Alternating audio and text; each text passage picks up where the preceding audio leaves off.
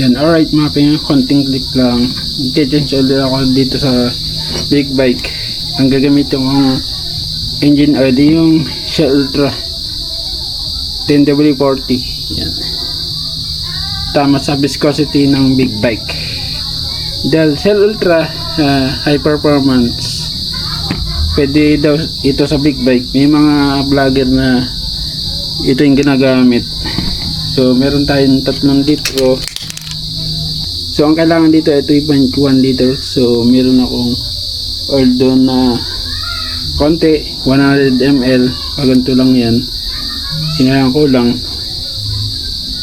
So kukuha na lang ako kahit na ibang brand, pwede naman yan. Ang oil filter natin ay Bosch O1023 oil filter. Merong nakalagay C806. Mura lang to mga pingo, mura lang itong oil filter na to. Yung oil filter na to, malang pagkabili ko niyan, nasa 500 yata o 600 pesos. Ito around 200 pesos lang. Lagi ko sa screen yung saktong pagkabili natin. Alam niyo naman yung Bosch, maganda quality, saka positive yung reviews dun sa Shopee store, no? Yan, ilagay natin yung pinagbilan natin saka sa description box. Ito namang Shell Ultra, Shell Advance Ultra ay 100% synthetic Jesoma. Jesoma 2 Advanced Technology. Gumawa ka ng saurang kasi tatapan yung oil dun sa may oil filter. So pangit yung ginawa kong sauran. Dapat pala nilahat kong ginupit hanggang dulo. Kasi so habang nilalawagan ko yung oil filter, tumatapon. Kailangan sahod na sahod, nakabuon itong ginawa kong sauran dito.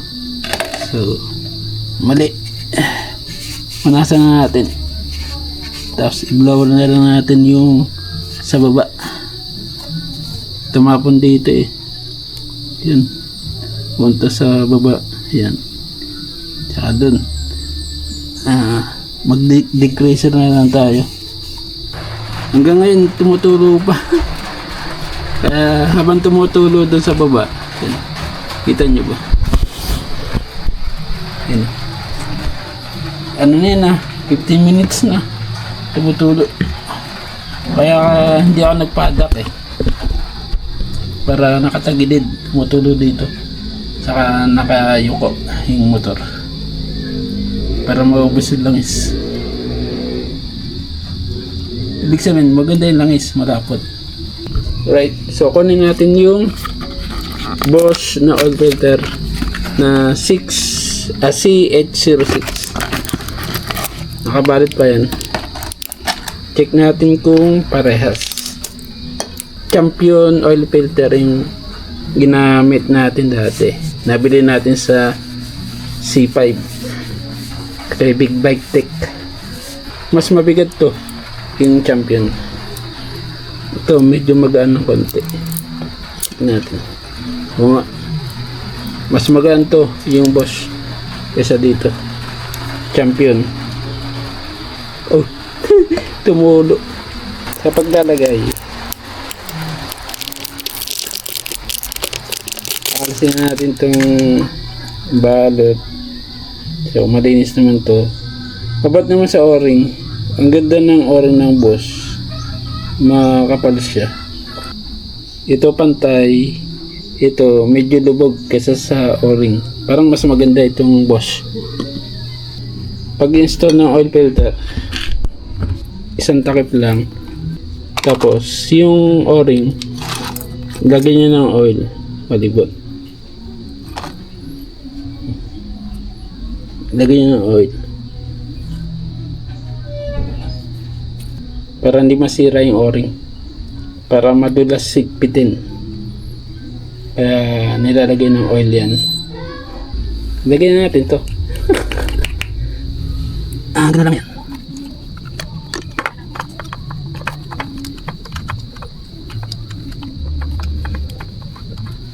Meron akong wrench para sa oil filter. T06H. Mali, baligtad pala. H901. Masahe. Ano pang masahe? Yung natagpuan na. Alright. Okay. Ay ating Pag-iikpit naman ng ating oil filter, yung pakamay lang. Pwede. Yung iba pakamay lang yung ginagawa dito. Sa higpit na kamay, okay na yan. Kasi habang tumatagal, humihigpit naman to. Pero kung proper yung gagawin natin, gagamit tayo ng torque wrench nakaset na sa 17 Nm of torque. Ganyan natin. Parang kulang pa kasi yung mga ganong higpit.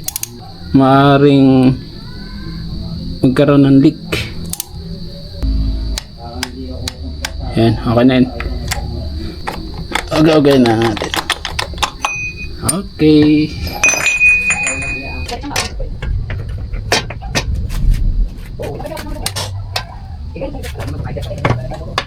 Alright. Kaya ko na ipapadak yan.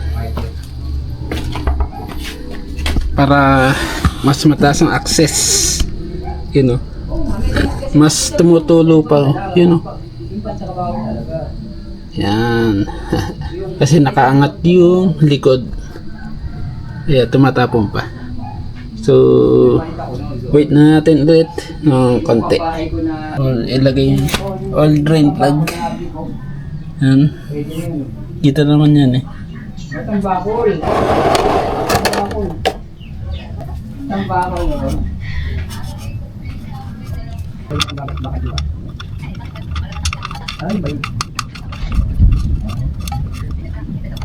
So, higpitan natin ang torque wrench ulit for proper na higpit. So, 29 Nm of torque.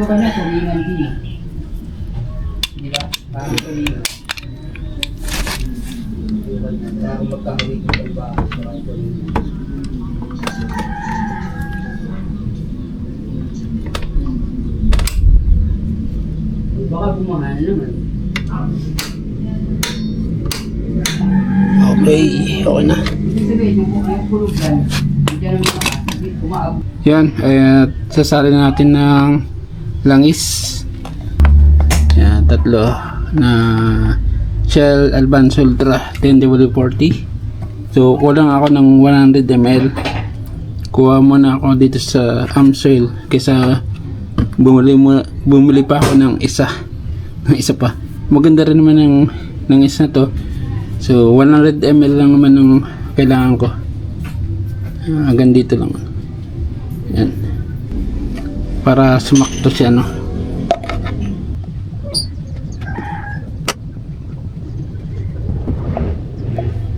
Hindi ba? Opya. So sali natin isa-isa yung mga langis. Mix muna.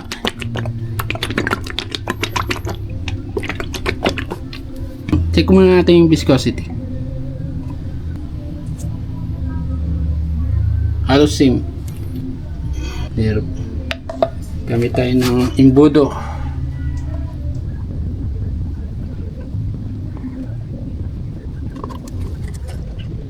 Mix.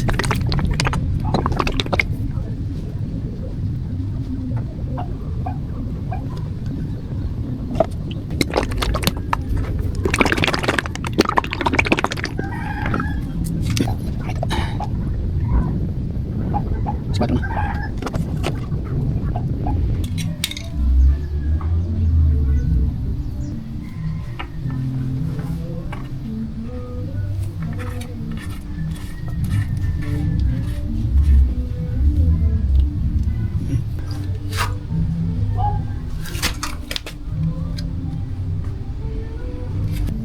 Clear yan.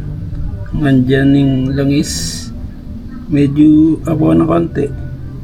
So ngayon papatasin natin yung langis para makita natin kung hanggang saan. I-warm up natin.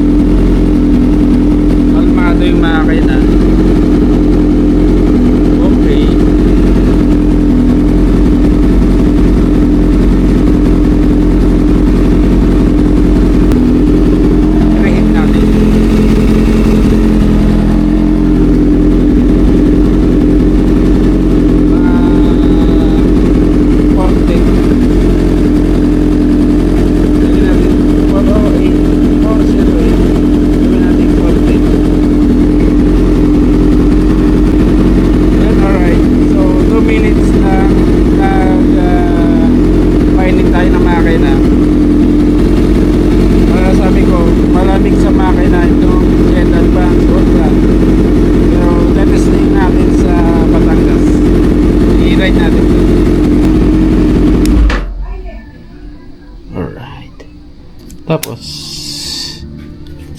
pag i-on natin, off mo yung kill switch, then susi, marinig mo yung fuel pump, and start natin. Tingnan natin yung yung red, yung oil pressure gauge indicator.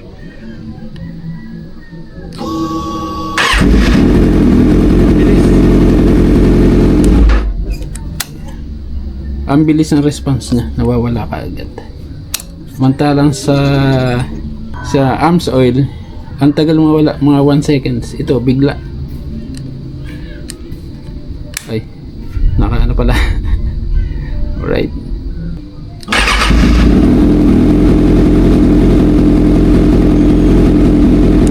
Isa pa.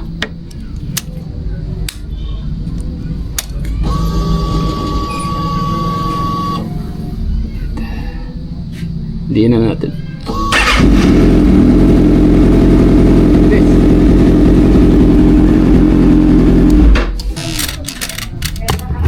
Yun, medyo dumilim. Alas 4 na, kaya madilim na rito. Medyo tumapon. Mali yung ginawa kong sahuran dito. Pinapangad sa design ng Kawasaki C6R. Nandito yung oil filter. Pag tinanggal mo yung oil filter, tatapon dito pababa, yan, hanggang dun. So baka anong araw ngayon? Biyernes, Sabado. Sa Sunday na nating linisin to kasi mag-apply ako ng lubricant dito. Yan, meron akong biniling lubricant Motod na paste lang para hindi makalat sa mga pairings. Pag pa-spray kasi makalat. Yun, linisin pa natin mga cables. Yan, saka natin bubugahan ng blower natin. Buo na yung blower natin Yan. Yun ang gagawin natin sa susunod. So angatin natin ng konti ito para ma-access natin to, yung loob, yung mga wire, basanan lang tumapon. Medyo improve ko pa yung aking ginawang sawaran dito. Yan, improve ko pa na konti. Alright.